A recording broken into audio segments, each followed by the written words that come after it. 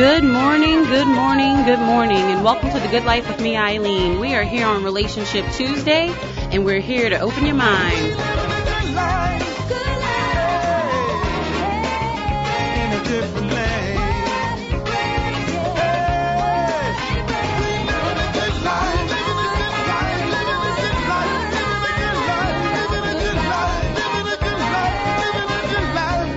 We are living the good life right here on WBOK 1230 AM. We are here on Relationship Tuesday, and we are here to open your mind. The Good Life Radio Show is brought to you by you. So if you would like to be a part of the Good Life Radio Show, make sure you contact us at 504-400-7127. That is 504-400-7127. Join us, be a sponsor, get your commercial played on the air right here. Just contact me. We'll work it out, work out a package that works out for you. 504-400-7127, because that is the good life. So we are here on Relationship Tuesday, and I have my crew with me. Y'all know we had a remix, so I want to thank everyone for staying tuned and, following us at 11 a.m. weekdays on WBOK. I have Henry Jallian here, our relationship therapist.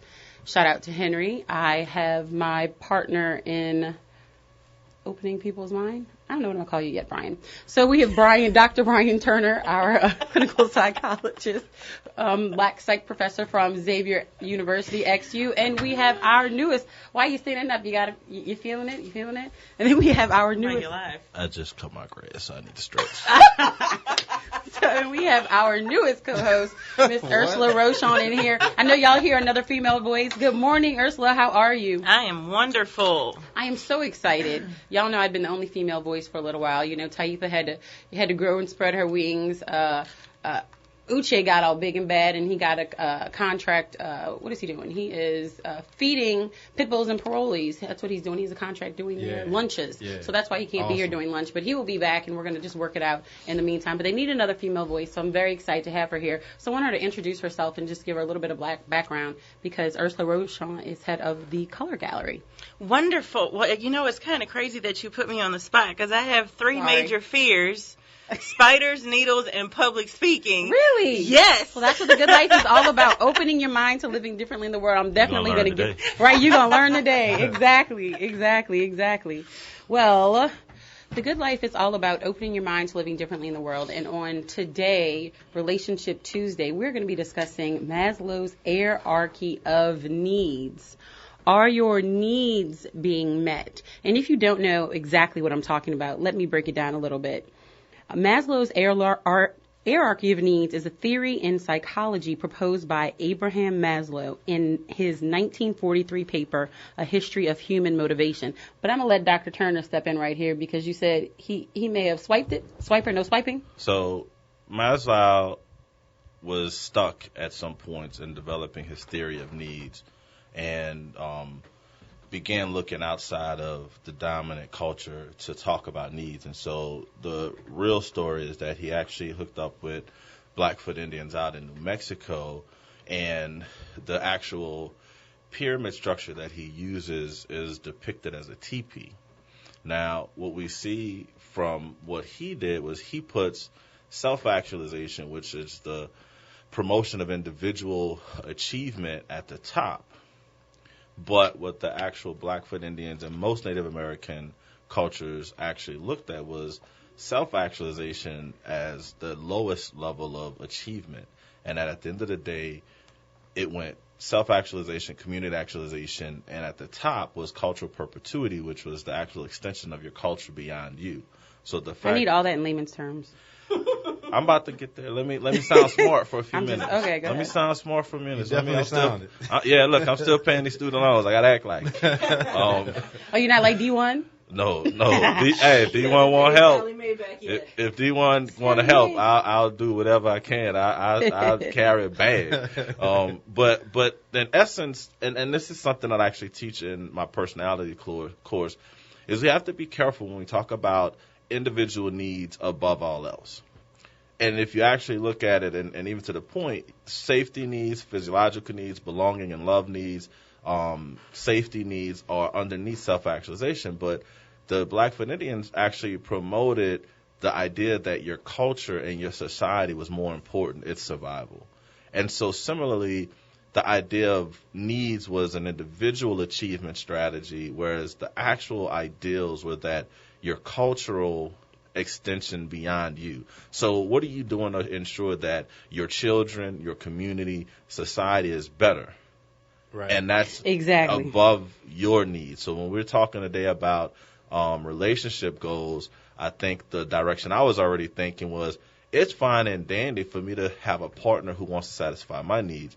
But if I'm not contributing to the relationship and the overall health and extension of that relationship, then it's going to fail. If it's always about my needs and just me feeling safety and me feeling loved and my safety needs, then my partner is going to probably feel overwhelmed. Exactly. So we're really going to get into this entire conversation and break it down into, different pieces. We're going to talk about, the breakdown of the pyramid. Then we're going to talk about how it affects our relationships. And then we're going to talk about how your needs affect your communities. Y'all, I got a lot of information today. I'm really, really excited. So I'm going to break down the pyramid for you really quickly. The base of the pyramid is your physiological needs, which is breathing. You got to breathe, right? You got to eat, right? Food, water. Well, and see, actually, the physiological needs are interesting because it bases itself on what do we need biologically to survive. Right, exactly. Food, water, sleep, homeostasis, and sex. Excretion, and sex. Can you at least let me get through it before you jump? Y'all see, this is the difference between men and women. They like to just, and if you let me finish, I was going to, defend it for you eventually in the conversation. But you see where he had to go with it, right? He had to go left. Come on, he had to go left. All right. I was trying to go straight, but go ahead. The next... What grass were you The next level, exactly. I've been stuck on that for 10 minutes. Because you were trying the to figure out grass, what what does he really mean by What did that? he mean by I that? got up this morning to cut the grass. No, The real grass. Yeah, like my lawn. All right. What lawn, though? His needs for attention are being met right now. I didn't know if you had a lady from over and y'all was... Oh, my gosh. I'm not even listening. The next level of the pyramid is safety, security of employment, resources, morality, the family, health, and property. The third level is love and belonging, friendship, family, sexual intimacy, which is different than your basic human need for sex. And then the fourth level is self-esteem. Self-esteem, confidence, achievement, respect of others, respect by others. And the fifth and final tipping point of the pyramid is self-actualization, morality, creativity, spontaneity, problem solving, lack of prejudice, acceptance of fact, and a connection with your higher self and your spirituality. So with all of that being said, I thought this was a really interesting conversation because we talk so much about, self-reflection and opening your mind to living differently in the world, and how in a relationship you have to be your own person, and how important it is. Look at Dr. Turner, nodding his head. It's so important that we do that, because if we aren't taking care of our needs, how can we expect, and know what they are, how can we expect someone else to do that in a relationship with us? Henry? That was a lot you read. No, I didn't read that. Cool. That came out of my mouth. No, it's cool. That was my thought process. Now, number one, you really have to know yourself. I don't see how you could be successful in a relationship if you don't even know yourself. If you look into the other person to, what is it called? Complete you. Yeah, validate you, complete you. That's total nonsense. You should already come as a complete person. That does not mean you're perfect, but you should know yourself and also know what you want, but most importantly, know what you need. You just talked about needs. Real needs were food, water, sex, sleep. You said excretion. Yeah. You need to go. Yeah, I know. Seriously. I know. Sanitation. It's a need. Women don't do that. But I'm saying. What? Oh, my gosh. I'm saying. He has issues. Let me finish. He has issues. So those are real needs. So when you get in a relationship, you should know what you need in order to be successful. Okay, so for example, I was talking with my wife the other day, and this is kind of a joke, but it's somewhat serious. I'm like, she does things so I don't have to, and I do things so she don't have to. Basically, yeah, So you take care of her needs and she's taking care of your needs. Yeah, we working together, and that's what it's about. Teamwork. It's about being a team. The Batman and Robin theory. I still have not copyrighted that thing, but I will. But basically, the roles are interchangeable. Nobody should always be Batman in a relationship. No one should always be Robin. Does not mean you have the boss all the time. You have the sidekick. You may be better at the finances. Yeah, you may be better with finances. You may be better with child rearing. You know, it's you have to work together. It's all a work in progress, but you have to know yourself first and foremost. Absolutely. You know, I'm going to break down these, into really specifics. I have a little paragraph on each, so we can really get into how they affect our relationships for the next segment, because I really want to dig in deep, because I have a lot to say on this topic, actually. So your physiological needs. Physiological needs are the physical requirements for human survival. If these requirements are not met, the human body cannot function properly and will ultimately fail. Physiological needs are thought to be the most important. They should be met first. Air, water, food, requirements for our survival in all animals, including humans. Clothing, shelter provide necessary protection from the elements. Safety needs. With their physical needs relatively satisfied, the individual he's raising his hand. No, you gotta wait. Safety needs. With the physical needs relatively satisfied, the individual safety needs take precedence and dominate behavior. In the absence of physical safety due to war, natural disaster, family violence, childhood abuse, etc., people may re-experience post-traumatic stress disorder. And in the absence of economic safety due to economic crisis and lack of work opportunities, everybody listen out there, these safety needs manifest themselves in ways such as a preference for job security, grievance procedures for protecting the individual from unilateral authority, savings accounts, insurance policies, reasonable disability accommodations, etc. This level is more likely to be found in children because they generally have a greater need to feel safe. Safe and security needs also include personal security, financial security, health and well-being, safety net, blah, blah, blah, blah, blah. Next, love and belonging. After physiological and safety needs are fulfilled, the third level of human needs is interpersonal and involves feelings of belongingness. This need is especially strong in childhood and can override the need for safety, as witnessed in children who cling to abusive parents, per se. So deficiencies within this level of, Maslow's hierarchy due to hospitalism, neglect, shunning, ostracism, etc., can impact the individual's ability to form and maintain emotionally significant relationships in general, such as friendship, intimacy, and family relationships. Y'all getting me here? I'm breaking it down, but our needs are really important. And when we understand what our needs are and exactly why they do what they do and the repercussions for not taking care of our needs, I believe that we will really pay more attention to them, and we will create a better society, and we can all live the good life, because we're redefining what the good life is. Some people think it's, extravagant things, they think it's monetary, and those things are nice. And if that's something you want to, have a goal for, that's wonderful. But for me, it's, about love, compassion, tolerance, and understanding. So next, esteem. All humans have a need to feel respected. This includes the need to have self-esteem and self-respect. Esteem presents the typical human desire to be accepted and valued by others. People often engage in a profession or hobby to gain recognition. These activities give the person a sense of contribution or value. Low self-esteem or an inferiority complex may result from imbalances during this level in the hierarchy. People with low self-esteem often need respect from others. They may feel the need to seek fame or glory. And however, fame or glory will not help the person to build their self-esteem until they accept who they are internally. Psychological imbalances such as depression can hinder the person from obtaining a higher level of self-esteem or self-respect. And depriving yourself of esteem and these needs lead to inferiority complex, weaknesses, and helplessness. And last but not least, self-actualization. What a man can be, he must be. Y'all, this is like your purpose. This quotation forms the basis of the perceived need for self-actualization. This level of need refers to what a person's full potential is and the realization of that potential.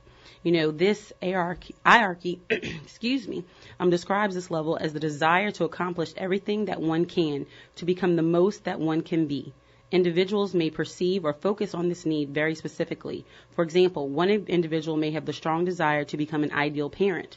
In another, the desire may be expressed athletically. For others, it may be expressed in paintings, pictures, and inventions. Ursula. As previously mentioned, Maslow believed that to understand this level of need, the person must not only achieve the previous needs, but master them.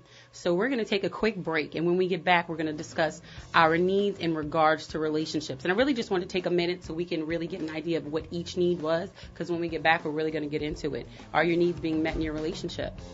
Open your minds to living differently in the world. And what are those basic needs? Breathing, food, water, sex, sleep, excretion. We'll talk about that when we get back. This is Relationship Tuesday. Y'all will be right back.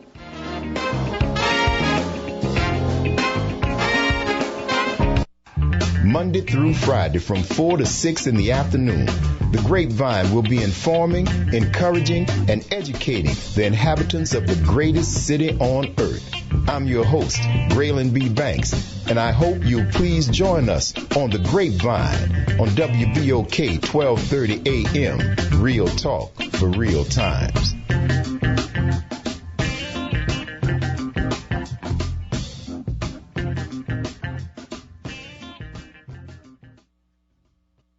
Gentili Italian Pie is home to the $5 Family Happy Hour. Specials on pizza, wings, and drinks Tuesday through Thursday, 3 p.m. to 7 p.m. Gentili Italian Pie does fresh for the entire family. Salads, pizza, pasta, wings, and oven-baked sandwiches. Gentili Italian Pie offers lunch and dinner in a new, modern atmosphere surrounded by big screen TVs. Dine in or carry out by calling 504-826-9180. That's 504-826-9180. Relax. Have a drink from the fully stocked bar or beer on tap while your order is made from the freshest ingredients. Gentili Italian Pie, 4706 Paris Avenue, is home where everybody knows your name. So bring the family to Paris and Marabout for the $5 Family Happy Hour, Tuesday through Thursday, 3 p.m. to 7 p.m. That's Gentili Italian Pie.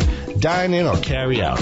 504-826-9180. That's 504-826-9180. You gotta try the pie. That's the original Italian pie, located at Paris and Mirabeau in Gentili.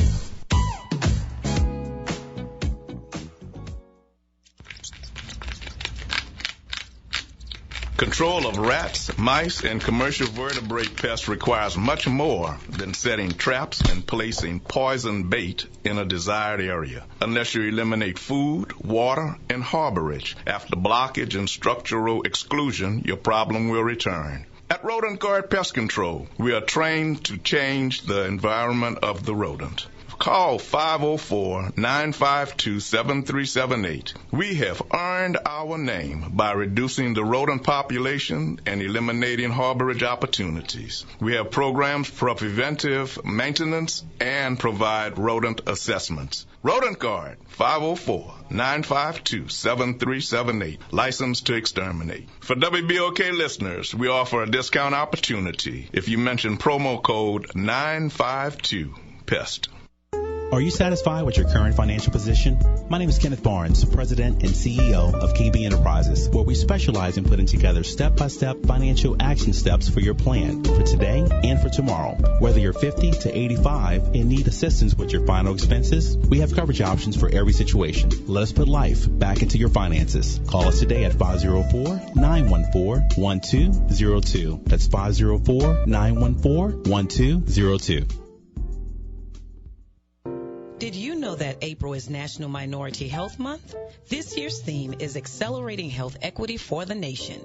This month, the New Orleans East Hospital is helping to raise awareness of the health disparities that affect minorities in the New Orleans East community. In 1915, Dr. Booker T. Washington proposed the observance of National Negro Health Week, calling on local health departments, schools, churches, and businesses to pull together and unite in one great national health movement. That observance grew to what we are celebrating today. New Orleans East Hospital is committed to bringing healthcare equality to minorities and is currently engaged in new healthcare initiatives involving both public and private sector partnerships within the New Orleans area. Visit the New Orleans East Hospital website at www.noehospital.org to access the many resources available, including Dr. Corey Hebert's own Black Health TV that features fully informative health-associated videos and articles which bring key facts to live a healthy and enjoyable life. New Orleans East Hospital, quality health care close to home.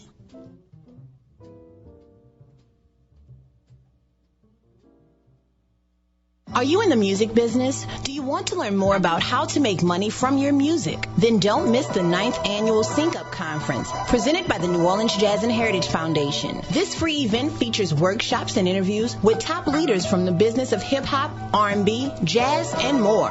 We'll present an exclusive talk with J. Cole's manager, Ibrahim Hamad, interviewed by New Orleans' own D1. We'll also talk with the head of the company that released Kendrick Lamar's first record. We'll discuss the business of gospel music, crowdfunding, running a Grammy-winning independent jazz label, the rise of New Orleans-born rapper Pell, and we'll interview rising R&B star S80. It's all at the Sync Up Conference, and it's all free in the morning before Jazz Fest. See the full schedule and free registration at www.syncupconference.com. Presented by the New Orleans Jazz and Heritage Foundation. L&R Security keeps our family, friends, and event goers safe. And to do that job, they are looking for you. L&R Security Services is now hiring persons for the New Orleans Jazz and Heritage Festival, armed and unarmed guards. All interested persons should contact L&R Security Office at 504-943-3191. Fill out an application at L&R's office at 3930 Old Gentilly Road. That's New Orleans, Louisiana. To become one of the proud workers of L&R Security, the minimum requirements are 18 years of age, a completed work application, and criminal background check, 2 forms of ID, whether it be a driver's license, state ID, military ID, social security card, or other forms of picture ID. L&R Security is looking for qualified employees to assist in keeping the New Orleans Jazz and Heritage Festival safe. They are looking for you. Again, contact them at 504-943-3191. 504-943-3191. L&R is always looking for armed and unarmed guards. If this is your profession, they're looking for you.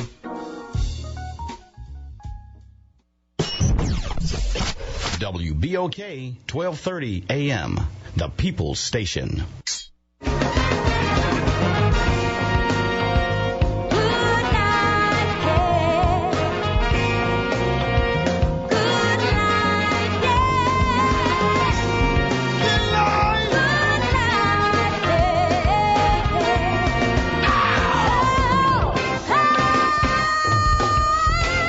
Good morning, good morning, good morning, and welcome back to The Good Life with me, Eileen. We are here on Relationship Tuesday, and we're here to open your mind. Good life, good life,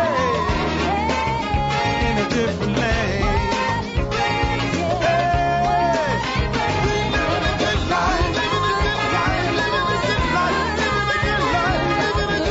The Good Life radio show is brought to you by Morris Reed Jr. If you have been hit in a car accident or charged with a crime, find morrisreedjr.net online. Y'all, that rhymes. The Morris Reed Jr. Law Firm is a full-service law firm that fights vigorously to get you the money you deserve. If you or a loved one has been injured in a car accident or you have been charged with a crime, Morris Reed Jr., contact him today at morrisreedjr.net and let their highly qualified attorneys provide you with expert legal help today. Call 504-488-HELP. That's 504-488-4357, because that is the good life. And you can again find them online at morrisreedjr.net. And if you want to sponsor the Good Life radio show and become a part of the family, please contact me at 504-400-7127. 504-400-7127, because that is the good life too. So we are back on Relationship Tuesday, and we are discussing the hierarchy of needs. And y'all have to excuse me, I have lost my voice, and I cannot get that part out when it goes down deep in my throat. Water. I started taking lemon water because I couldn't breathe. You just don't. This has helped me talk. Really? I know y'all think I'm crazy, but anyway, we were talking about Maslow's hierarchy of needs. Look, I got it out. You like it? Anyway, so we're discussing how it relates to our relationships. So when your basic needs in your relationships aren't met or are met, how does the relationship develop? And I'm going to throw this to the gang. Who wants to go first? Ursula wants to go first. Oh, I want to go first? Yeah. I want to hear a woman's opinion on this. Personally, I think we have a lot of relationships right now. Everybody wants to talk about why we have failed marriages. And I think we get married with false hopes. Meaning, I'm going to go ahead and blame my parents. My parents are pretty much, they are the Huxtables. And my or my illusion of marriage was everything is perfect, nobody argues, there are no problems, everybody gets along, and these are the wife's duties, and these are the husband's duties. What I didn't realize until I was an adult, that marriage is 150% work all the time. Right. And that was something that I didn't get to see. Fun work. Not always fun work. That's the part we're always playing. I'm just playing. Sometimes y'all it's just not make fun it sound work. so awful. It's supposed to be joyous. Go ahead. You know what? No, I hear you. Everybody has their own experiences. Go ahead. Well, I think that it's a give and take. And there's definitely a lot of compromise. And I think that both people need to come to the table completely whole. Meaning you need to know who you are as a person and what you have to contribute in order to be able to build with a partner. A partner is not supposed to complete you. A partner is supposed to be an addition to what you can already provide. Mm-hmm. And I think right now in society, we have a lot of people that they're looking for someone to complete them. And if that's what you're looking for, you're never going to have that perfect relationship that you're seeking. Could I get an amen? I have a question. You have a Ursula. question? So what is your background? Have you been married before, or? Oh, yes, because we tell all our business on the show. Oh, look, we can tell. He's probably listening right now. When I tell you we have... So I'm just going to go completely out there and say that I just got married because he was fine. All right. He was fine as hell, and that's why I got married. I'm sure he appreciates it. Because I was narcissistic, and I just wanted a fine husband. I really could care less about his background or his values or what he had to contribute. That man was fine. And he worshiped the ground I walked on, and that is all I really cared about. Okay. But, circle back 10 years later, and you wonder why... I've had problems in the marriage. We've gone through separation. We've talked about divorce. We've damn near killed each other because it took us 10 years to realize that we come from two completely different backgrounds. Right. We have two completely different structures and two completely different values. Right. So now we come to the table and we say, well, how can we compromise and complement those values, or is it something that, just won't work? And these are all things that we should have discussed before we got married. But, the man is still fine, so.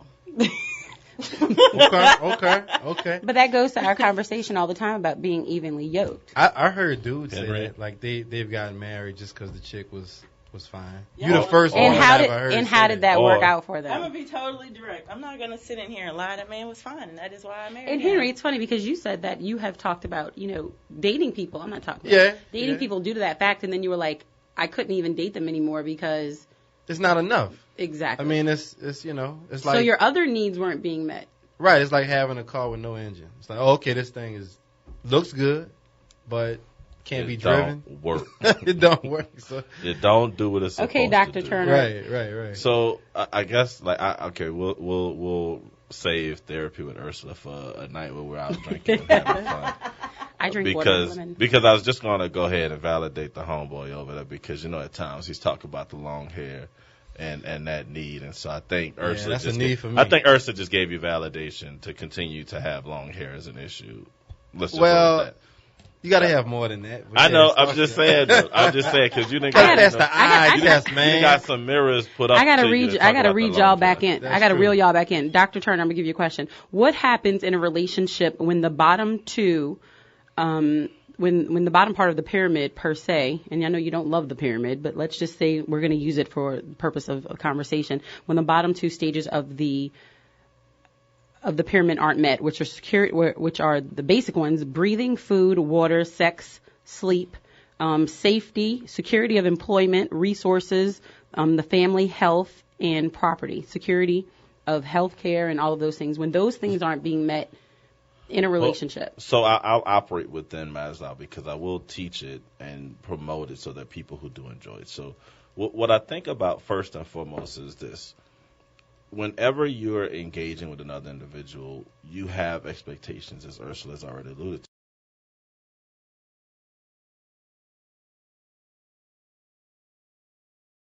to. The issue that plays out is whether or not that person can meet your needs at the level and with the consistency that you hope for.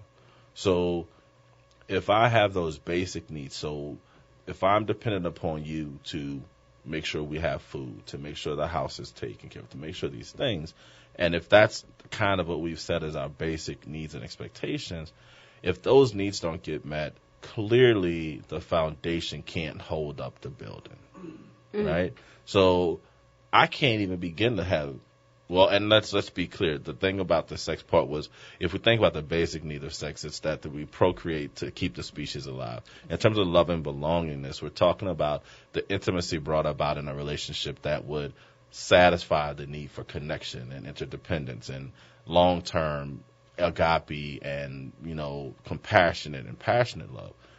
And so if I can't have, or if my basic needs aren't being met by my partner, how can I then engage you with a level of intimacy that fosters our long-term relationship success?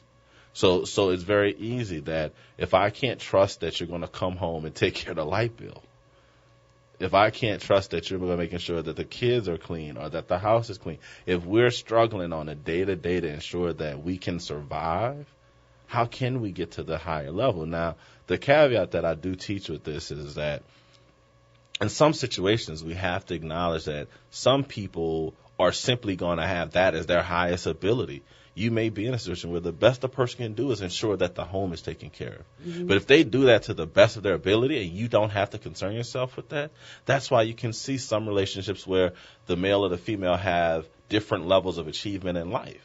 And it's not because the guy wants a trophy wife or the woman wants to control her husband. They've done that thing that Ursula was talking about. They've discussed what our needs are. I've thought about it. Do I have to be the husband who makes more? I don't. But my schedule as a professor and as a clinician allows me to probably be the one who could take the kids to work, pick up the kids, be at practices, to do a lot of those things. So if I was to engage a woman and move into a relationship and she wanted to do all those things but she couldn't, would she be okay with that? Could she say, well, my husband does those things and feel as though that's okay? And that wouldn't be a fight, but that would be something we'd have to discuss. Is that, do I now need to work more hours so that she can work less hours? And those are the types of things that would bring about having those needs met so that you can achieve the higher order needs. Henry, when you deal with couples and stuff, and I already know the answer to this, but I want you to elaborate on it. How many times do you find that you have one partner who deprives a basic need of the other partner as, leverage in an argument or, to win something, like through competition? And, obviously, a lot of times we do have the conversation that, sex is used, but it can be money. Whereas, the breadwinner is like, I'm not giving you anything extra, so, your basic needs can't be met. Yeah, I would say sex is probably used as the biggest, holding the carrot in front of the horse to make him run faster. I think that's probably the biggest one. Literally the carrots, huh? Like, yeah. 2 carrots, 3 carrots. I was thinking this. It is one of the three leading yeah, but that's so crazy to me because I think it usually happens with women withholding the sex from the man. It happens both ways. It does. Trust me, it does. But the funny thing about that is the person who's being deprived of sex, they give the other person power when they say things like, well, she didn't want to give me none last night. Or she if I act up, she won't give me none. And I'm always explaining, y'all are supposed to be giving each other something. It's a give and take. It's not, oh, you getting rewarded to just go, handle your business or whatever. Y'all supposed to be pleasing each other. And that's a natural part of a relationship. Supposed to be. In a marriage. Yeah, but, some people, they just use it as punishment. Leverage. Everybody don't get that lesson. Everybody don't get that lesson. Well, let's just say the woman, because I'm going to break, circumstance and switch it up for each other. Let's just say the woman was, the woman's the breadwinner. Right. And, they decided that let's just say Brian's case, and he's able to take the kids and do that and the other, and she's like, you know what, because you didn't take the kids or make all of these appointments, I'm not paying the mortgage. Well, Somebody that crazy? I'm not. Well, wait, look. Look, it's all on the same playing field. It's all on the same playing field because it's a need. So I'm taking it outside of the sexual realm because there's make it like I won't pay his car note or something. Okay, like that. You're not going to pay. Okay, there you go. I'm not going to pay his car note. Will too, because if you're married, it's on both your credits. And I won't give you gas money for your car. Something like that. Won't pay your car insurance. Let's just say you don't get your allowance this month. Yeah. Because you didn't do X, Y, and Z. Okay, is that better? Yeah, you don't get your alliance because X, Y, and Z aren't done. Well, what happens? I need a quick response because we're going into break. Hey, when you getting your stuff out? Oh my gosh! But somebody better hustle. My point is, when needs aren't met, it causes problems in relationships, and unfortunately, too often enough, we don't have the communication skills to sit down with our partner and to work through the problem and to negotiate and to compromise. Compromise isn't a bad word. We need to open our minds to living differently in the world. We need to love each other. We need to do it with love, compassion, tolerance, and understanding because we all have needs. We need to make sure that everybody's needs are met, especially in a marriage and in a relationship. Don't treat your partner like a child. Let's start on this next segment because I got something I want to say. No, we're talking about community. Okay, I'm going to let you finish, then we can talk about the community. Y'all, y'all help me. This is Relationship Tuesday. We're talking about the hierarchy of Maslow's theory. Y'all, we'll be right back. Forget it.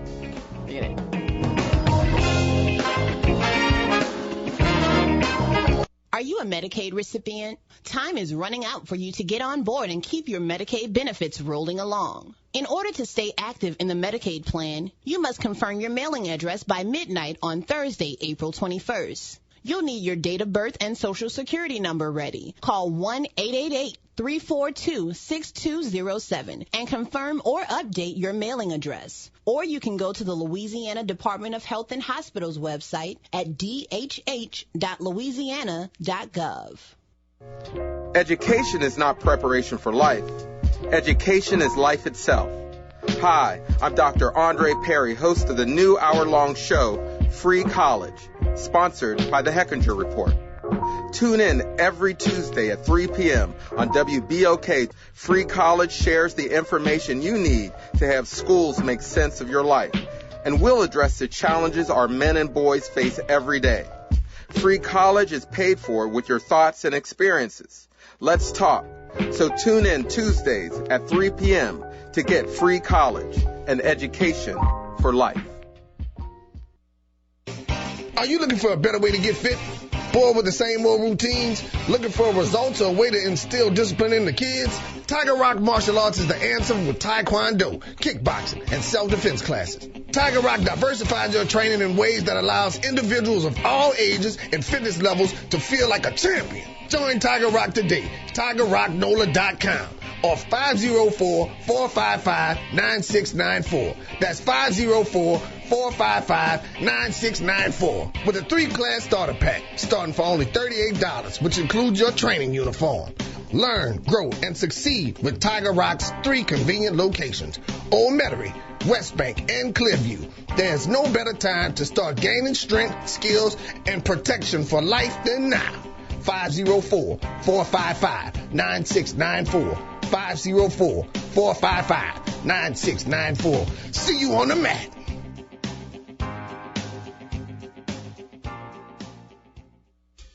L&R Security keeps our family, friends, and event goers safe. And to do that job, they are looking for you. L&R Security Services is now hiring persons for the New Orleans Jazz and Heritage Festival, armed and unarmed guards. All interested persons should contact L&R Security Office at 504-943-3191. Fill out an application at L&R's office at 3930 Old Gentilly Road. That's New Orleans, Louisiana. To become one of the proud workers of L&R Security, the minimum requirements are 18 years of age, a completed work application, and criminal background check. 2 forms of ID, whether it be a driver's license, a state ID, military ID, social security card, or other forms of picture ID. L&R Security is looking for qualified employees to assist in keeping the New Orleans Jazz and Heritage Festival safe. They are looking for you. Again, contact them at 504-943-3191. 504-943-3191. L&R is always looking for armed and unarmed guards. If this is your profession, they're looking for you. Gentili Italian Pie is home to the $5 Family Happy Hour. Specials on pizza, wings, and drinks Tuesday through Thursday, 3 p.m. to 7 p.m. Gentili Italian Pie does fresh for the entire family. Salads, pizza, pasta, wings, and oven-baked sandwiches. Gentili Italian Pie offers lunch and dinner in a new, modern atmosphere surrounded by big screen TVs. Dine in or carry out by calling 504-826-9180. That's 504-826-9180. Relax. Have a drink from the fully stocked bar or beer on tap while your order is made from the freshest ingredients. Gentili Italian Pie, 4706 Paris Avenue, is home where everybody knows your name. So bring the family to Paris and Marabou for the $5 Family Happy Hour, Tuesday through Thursday, 3 p.m. to 7 p.m. That's Gentili Italian Pie. Dine in or carry out. 504-826-9180. That's 504-826-9180. You gotta try the pie. That's the original Italian pie, located at Paris and Marabou in Gentili.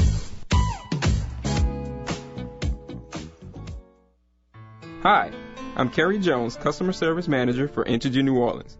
Did you know that if every household in America paid their bills online, we could reduce approximately 2 billion tons of air pollutants and 2 billion pounds of solid waste? We'd also save 18 million trees and 16 billion gallons of water. Help the environment. Choose paperless billing from Entergy. Visit my account online at Entergy.com today. This has been a message from Energy New Orleans, Incorporated. Talk radio heard around the globe. New Orleans owned WBOK 1230 AM and WBOK1230AM.com. Real talk for real times.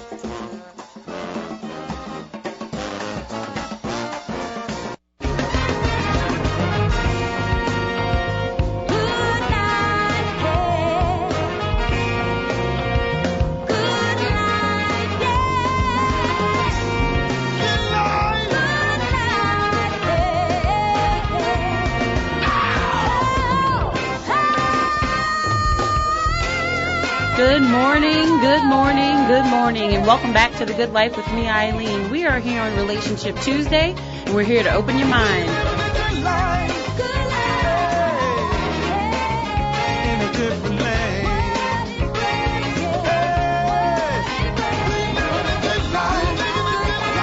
We are back on the Relationship Tuesday on The Good Life, and we are discussing the hierarchy of Maslow's theory, the hierarchy of needs. And I'm really excited about this conversation. And, there's some good conversation that always happens during the commercial break. And we have Henry Jolly, our relationship therapist. We have Dr. Brian Turner, our clinical psychologist, ex-U black psych professor. And we have our newest member, Ursula Rochon. And what she didn't know about Relationship Tuesday is this is therapy. Girl, we do therapy on Relationship Tuesday. And what we were talking about during commercial break was really so empowering and really so important that I really wanted you to say it again, because it's something that we've talked about here, and I like to repeat things that would really touch our guests. We talked about a little bit earlier about her relationship and how she met her husband and how their needs are being met, and she turned around and told us and they're working on their marriage now. They're together, and she was talking about if she had to do it over again and what she would look for in a man and where she would start. So how would you go about that process now? I literally just said that if we could turn around. Well, if I was single right now and I was looking for a mate, my first criteria would be, what is the relationship with God? Meaning, how do you want to say this? Okay, so, I've always gone to church. I've always been a good Catholic. Say your rosary and you pray and, you quote unquote have faith. But what does that relationship look like? Like, you can't just go to church and say that you have a relationship with God. And if you don't have a relationship with God and you don't bring that into your marriage, it's going to fail.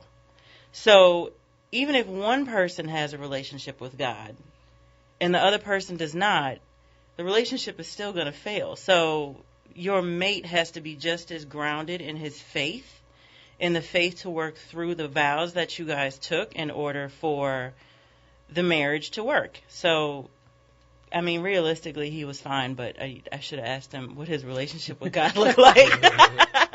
And it's funny you said that, because I had this same conversation on air a couple weeks ago. I'm divorced, and dating now, the guy I'm dating, that was the first thing. Do you have a relationship with God, and what does it look like? What does that look like? Off top. So Dr. Turner? I think if I can expound on Ursula's point in terms of what I've seen, one of the first things I ask couples in therapy, how do you all fight? Because what I think about is when things are at their worst, how are you going to engage your partner to be heard, to be felt, to be experienced? Right. Oh, I used to charge up his credit card. Ooh, wait. Used to what? Oh, repeat that on the air. Man, I would charge that joint up until I would cede. Oh, man. I would get angry with him, and I would take that credit card, go to Saks, and I'd have a good old time. And it would kind of be like an in-your-face, because I don't like to argue. Yeah. I don't like to let myself get angry. So you're passive-aggressive. Yes and no. When I do get angry, I get mean. And normally the things that I say are just so vile, you can't take them back. So I just act out instead, normally in handbags, shoes. What do you do now? I don't know what Ursula's husband's name is, but if you need to talk, you can call. She was talking about her former life. God, man, look, I'm sending you a hug through the airwaves. I don't know where y'all, but I'm giving you an air hug right now. But that's to the point of, like, I think Ursula's point of, like, when you become grounded in how you want to engage, and I was told that we have to move this to another part. No, you speak to it. I was told we have to move at some point to the other segment part, but I want to connect I have to intro it first. Well, I want to connect the ideals of the fact that we have to find solutions in a healthy way. Yes. And at times, I think we get engaged in simply wanting to hurt the other person because I'm hurt, but we really want to be experienced. We want to be held. We want to be healed. And so how can charging up the credit card heal anything? It doesn't. Right. It actually does what? Throws fuel on a fire. Yeah. So one of the things I always say is before you act out of anger, are you willing to handle the consequences of your actions? That's a life question right there. But see, I think once you get that angry, me personally, I got so angry to a point where I didn't even really care. Yeah. Do you know what I mean? Like you get so angry where I'm going to charge up your credit card. Oh, I hurt your feelings? Aw. Like, so? I felt validated because I felt like he deserved it. Let me ask you this now. What would he do if he was angry? How would he show you? He would go out, take his boys out, and I'd get a call at like 2 or 3 or 4 o'clock in the morning because he's charged up an obscene bar tab, and I had to come pick him up. They did the same thing in different ways. It was the same. It was the same thing in different ways. So our biggest issue was communication. We didn't communicate. Yeah. But that's why I said I think and going back to our basic needs, right? Feeling safe, feeling like your minimal needs as a human being are being acknowledged. So yes, if you engage in a negative way, or anybody engages in a negative way, it seeds you, it grinds you at your lowest level. And that's why I say I'm not saying I'm perfect, because I agree. Like, I've done some, pretty vindictive things as well, and I became very apologetic. But I think you also validated that after some years of taking time to learn oneself, you stop acting that way because you realize it's not actually helping you achieve what Maslow calls self-actualization. And actually, one of the things about self-actualization is really the concept is that what are you doing to be the best person that you can be in society? Or are you engaging yourself? And that's why I do disagree with the TP point that I think it should be about the cultural, focus. But if we go with Maslow, he's saying, are you doing the things to be the best you? So we all know that when we engage in those vindictive, mean, deceitful, hateful things, we know that's not the best us. Right. Absolutely. And even though you're upset and angry, you know when you do it, I am doing something that actually is totally against what I want to come out of the situation. Right. I know I'm going to make him or her mad, but I'm doing it because I'm mad. And what I tell clients is, look, if you're that angry, you should say to your partner, look, I am so angry with you right now that literally I want to do something to hurt you, and I need you to know that, and I need you to think about how we can fix this. And you know what? That's what we do now. That's what you do now. That's what we do now. But the funny thing is, this just doesn't happen in our relationships. It happens in our communities as well. And it happens through policies. Right. And, services being withheld to certain or lack thereof of services. And so that's why we want to open your mind to living differently in the world. So when our basic needs as a community aren't met, we do the same thing. It's not going to charge up somebody's credit card, but it's acting out in a behavior that is not good for the entire community. So I want to tell you, I actually spoke on this a couple weeks ago, but sometimes you gotta remind people. There is this city in India. It is Kerala, India. It's a symbol of religious coexistence, not simply tolerance. In a world that is struggling with new strengths of virulent intolerance and violence, this state has a unique mix of three of the world's largest religions, roughly 30% Muslims, 20% Christians, and 50% Hindus, and they live in harmony. How is that possible? Because... Go ahead. Well, I'm going to tell you why, but go ahead. I'm going to tell you how it's possible. Kerala's government has very effectively made the provision of social services one of the center pillars of policy and thus development towards social cohesion. You know, the chief minister, Chandi, noted 3 reasons for his state's success. He said education, health, and infrastructure. In all of these areas, the government has effectively strived to improve services to a global standard. And let me just give you some numbers. Kerala's literacy rate is 94%. The same as, China and Europe, rates like that. Their infant mortality rate is 12 per 1,000, which is, totally bypasses India as a whole. And their sanitation coverage, in India it's very important, is 97%. And earlier this year, they became the first state in India to achieve 100% primary education. Did you hear me? Yes. Everyone receives primary education. It's a basic because it should be need. A basic need. Exactly. Should. Exactly. So the point is, when basic needs of life, food, water, sanitation, housing, education, healthcare are denied, what happens? There's resentment against the other, in quotation marks, and it festers. Racial, ethnic, and religious divisions can be exploited and can erupt into communal violence in both the developing and developed worlds, whether it's Myanmar, Dominican Republic, Paris, Baltimore, or right here in New Orleans. Resentment between groups is driven in part by a feeling that being denied access to basic economic and social rights. It's a basic need, and when your needs aren't met, you act out. It's human behavior. So once we know that this is what's going to happen, what are we doing to make sure that everybody's basic needs are met? If we do this as a community, we can all live the good life. Open your minds, y'all. Y'all like, why are these communities doing this? Why do they have crime? Why do they have this? People's needs aren't being met. And at what point are you going to open your mind to living differently in the world and start doing something differently so that everybody can have a basic, level of completeness? Who wants to pick it up? Go ahead. Can I be a little political right quick? I was going to go there. Are you going to go there? Yeah. I'm going to go where I've been.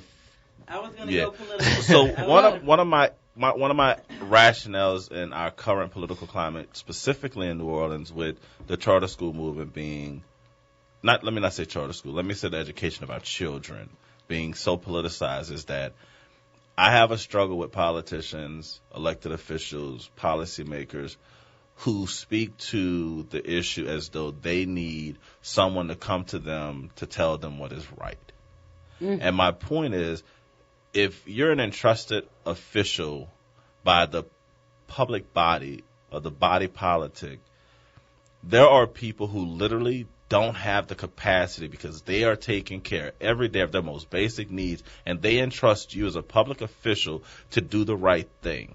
That means you don't levy taxes on them that will hurt them. That means you don't allow schools to be hijacked, pillaged, just torn down for someone else's financial profit and gain. You don't allow our police and firefighters not to be paid and taken care of. You make sure that we have health care. Right now, we're about to see huge changes in our financial standing because of the acceptance of the Medicaid expansion by our governor. So it's things like that. And so I just think that elected officials who use the diatribe of, well, if you don't come and see me, I don't know what your needs are. You know what's right. We have the same needs you do. Go ahead, Ursula. I think we're touching on why you should be feeding the basic needs, but I think I just kind of want to dig in and make people understand what happens when your needs aren't being met. Politically or as a nation right now, our biggest need right now is the need to feel secure, right? And we don't feel secure in our nation. We have a fear of something happening to us. So what we have right now is we have a presidential candidate that's using that fear to fester hate on certain groups of people, and it's working because our basic need of security is not being met. Absolutely. And that's Ted Cruz. That's not even Donald Trump. Right. Exactly. But the point is, for all of those persons who are in, leadership positions, think about your needs. And if your needs are being met, and we are our brother's keepers, are their needs being met? When everyone in the communities we're not talking about luxury items, we're talking about basic needs. When our needs are met, we are a better community. So what are you doing as a leader of this community to make sure that everybody's needs are met? Open your mind, y'all. Let's live differently in the world with love, compassion, tolerance, and understanding. We can change the world. This is Relationship Tuesday, and I'm out.